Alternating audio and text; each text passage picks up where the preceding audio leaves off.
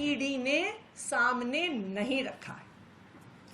तो जो पहला एक्यूजेशन है, जो पहला आरोप है कि 100 करोड़ का घोटाला हुआ, 100 करोड़ की रिश्वत किकबैक के तौर पर शराब कारोबारियों द्वारा आम आदमी पार्टी को, दिल्ली सरकार को दी गई। इस किकबैक देने में एक शराब कारोबारी गौतम मल्होत्रा जी भी शामिल थे, ऐसा भारतीय जनता पार्टी भी कहती थी, ऐसा सीबीआई भी कह रही थी, ऐसा ईडी भी कह रही थी। लेकिन कल कोर्ट ने बहुत स्पष्ट तौर से पैरा 74 में अपने ऑर्डर में कहा है, there is no specific evidence showing any such cash payment towards payment of bribe or repayment of kickbacks. The only evidence presented has been some vague statements made by witnesses, and on the basis of these statements, it cannot be inferred that cash payments were given as bribes. So, court ये स्पष्ट तौर से कहता है कि रिश्वत देने का, एक नए पैसे की भी रिश्वत देने का कोई भी सबूत कोर्ट के सामने नहीं रखा गया है। ईडी के पास कोई भी सबूत नहीं है। तो ईडी की कहानी शुरू होती है 100 करोड़ रुपए से। हालांकि ये 100 करोड़ रुपए का जो अमाउंट है, ये कहां से आया, ये बिल्कुल भी स्पष्ट नहीं है, क्योंकि ईडी खुद अपनी चार्जशीट में सिर्फ 30 करोड़ रुपए के अमाउंट की बात करता है। तो पहले 100 करोड़ से तो ईडी खुद 30 करोड़ पे आ गई। ये जो 30 करोड़ है, जो तथाकथित रूप में किकबैक के रूप में आया, उस पर यह आरोप है कि एक शख्स जिनका नाम है राजेश जोशी, जो बेचारे एक छोटे से वेंडर हैं, पोस्टर लगाते हैं, आउटडोर की होर्डिंग लगाते हैं, एसएमएस भेजते हैं, आईवीआर कॉल भेजने वाले एक छोटे से वेंडर हैं, उन पर यह आरोप लगा कि 30 करोड़ रुपए इस रिश्वत से, इस किकबैक से राजेश जोशी जी के माध्यम से दिल्ली आया, और फिर राजेश जोशी जी ने ये 30 करोड़ रुपए दिल्ली से गोवा पहुंचाया। तो अब हम 30 करोड़ पे आ गए हैं। तो इस 30 करोड़ की क्या कहानी है, इसको हम देखते हैं। पैरा 44 में इस 30 करोड़ रुपए के बारे में कोर्ट ये कहता है, there is no independent evidence collected by the investigating agency to substantiate or corroborate this fact. तो जो 100 करोड़ से 30 करोड़ पर ईडी आई, उस 30 करोड़ पर कोर्ट ने बहुत स्पष्ट तौर से बोला है कि 30 करोड़ के लेन देन का कोई भी सबूत नहीं है। और कोर्ट ने उसके बाद बोला है कि आपके पास जो सबूत है, हम उसे सबूत नहीं मान सकते हैं कि राजेश जोशी का नंबर किसी के फोन में सेव था, कि राजेश जोशी ने किसी को कॉल किया।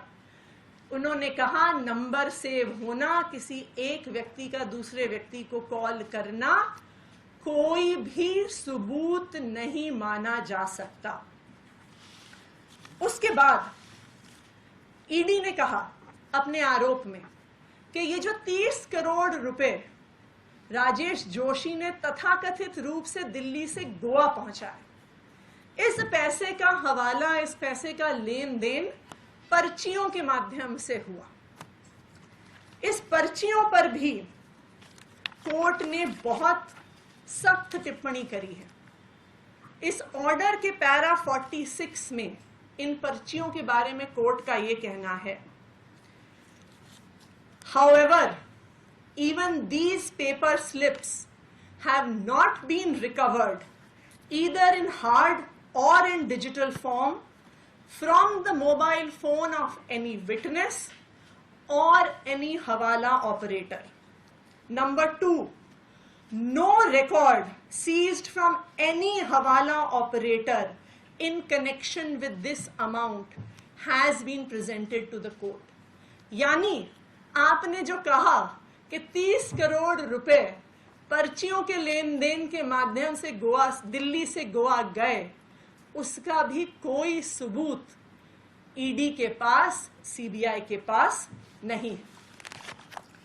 तो ये तो ध्वस्त हुआ पहला आरोप कि 100 करोड़ की रिश्वत दी गई, क्योंकि ना 100 करोड़ की रिश्वत का, ना उस 100 करोड़ के लेन देन का, ना उसको दिल्ली से गोवा या कहीं पहुंचाने का कोई भी सबूत कोर्ट के सामने रखा गया। दूसरा आरोप, दूसरा मुख्य आरोप जो इस शराब घोटाले में तथाकथित रूप से लगाया गया है कि जो पैसा रिश्वत के तरह से किकबैक के तौर पर 100 करोड़ रुपया आया, उसको गोवा के चुनाव में खर्च किया गया। पिछले 6 महीने से ईडी, सीबीआई के सारे अफसर गोवा में बैठे हुए हैं। उन्होंने आम आदमी पार्टी के साथ काम करने वाले हर वेंडर के ऑफिस में छापा मार दिया, हर वेंडर को पूछताछ के लिए बुलाया, कभी गोवा में बुलाया, कभी दिल्ली में बुलाया। 6 महीने की पूछताछ, 6 महीने के रेड, 6 महीने के छापों के बाद जिस ईडी ने 100 करोड़ रुपए के घोटाले का आरोप लगाया, उन्होंने कोर्ट के सामने कहा कि आम आदमी पार्टी ने गोवा के चुनाव में 19 लाख रुपए कैश में खर्च किया है। तो अब ईडी ने पूरे देश के सामने जांच करके साबित कर दिया है कि आम आदमी पार्टी देश की सबसे ईमानदार पार्टी है, कि आम आदमी पार्टी ने गोवा में चुनाव लड़ा और सिर्फ 19 लाख रुपए कैश में खर्च किए और बाकी सारा खर्चा चेक में किया। ये ईडी की जांच ने साबित कर दिया।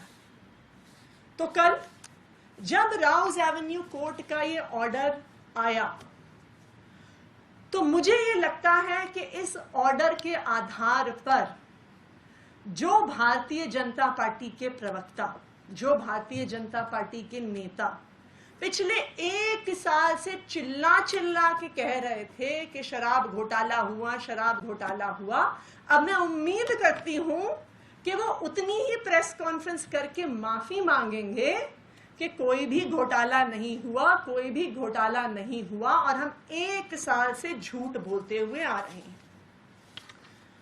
कल के इस ऑर्डर ने सीबीआई और ईडी का पर्दाफाश कर दिया है।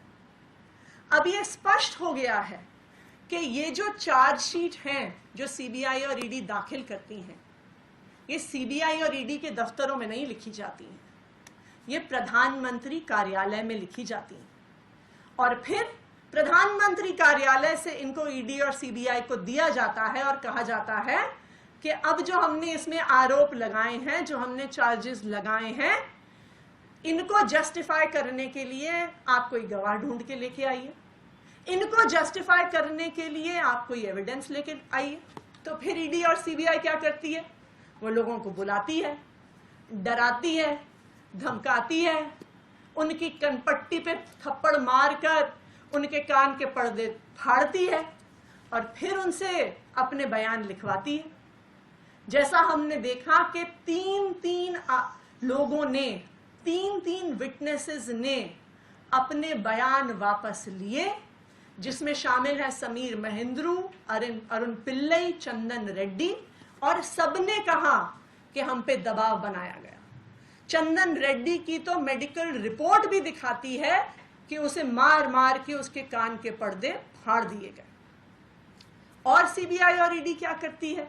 जब उन्हें कोई ना कोई सबूत दिखाना होता है तो सीबीआई और ईडी को फिर झूठ बोलना पड़ता है कि मनीष सिसोदिया जी ने एविडेंस डिस्ट्रॉय करने के लिए 14 फोन तोड़ डाले। लेकिन जब हम खुद बिना किसी रिसोर्सेज के थोड़ा जांच करते हैं और फोन के IMEI नंबर निकालते हैं तो पता चलता है कि उस 14 में से 7 फोन तो सीबीआई और ईडी के पास खुद हैं और 7 बाकी फोन अभी भी अंडर यूज है। तो ये भी सीबीआई ईडी को जो झूठे एविडेंस प्रेजेंट करने पड़ते हैं, उनका पर्दाफाश हो जाता है। फिर सीबीआई और ईडी को लगता है कि हमें कुछ तो दिखाना पड़ेगा, हमें ऊपर से आदेश आया है, हमें पीएमओ से आदेश आया है, तो फिर वो चार्जशीट में संजय सिंह जी का नाम डाल देते हैं। लेकिन जब संजय सिंह जी उन्हें लीगल नोटिस भेजते हैं तो फिर ईडी को माफी मांगनी पड़ती है और कहना पड़ता है कि जी हमसे गलती हो गई, हमने गलती से संजय सिंह जी का नाम डाल दिया। तो कुल मिलाकर एक चीज अब देश के सामने आ गई है कि जो कुछ भी शराब घोटाले के नाम पर बताया जा रहा है ये सरासर झूठ है, बेबुनियाद है, बिना किसी सबूत के है। कोई भी ऐसा घोटाला नहीं हुआ है। और अब कोर्ट की ऐसी टिप्पणी के बाद जहां पर कोर्ट अपने आदेश में यह कहता है कि किसी भी आरोप के लिए there is absence of any satisfactory corroborative material and there are contradictions and deficiencies in the statements that are being made by the enforcement directorate. तो जब कोर्ट ईडी के बारे में ऐसा बयान देता है तो अब देश के प्रधानमंत्री नरेंद्र मोदी जी की और उनकी पार्टी भारतीय जनता पार्टी की ये जिम्मेदारी है कि वो सामने आए और देश से माफी मांगे कि वो पिछले 1 साल से पूरे देश को गुमराह कर रहे हैं, आम आदमी पार्टी को बदनाम कर रहे हैं, अरविंद केजरीवाल को बदनाम कर रहे हैं, मनीष सिसोदिया जी को बदनाम कर रहे हैं। Thank you.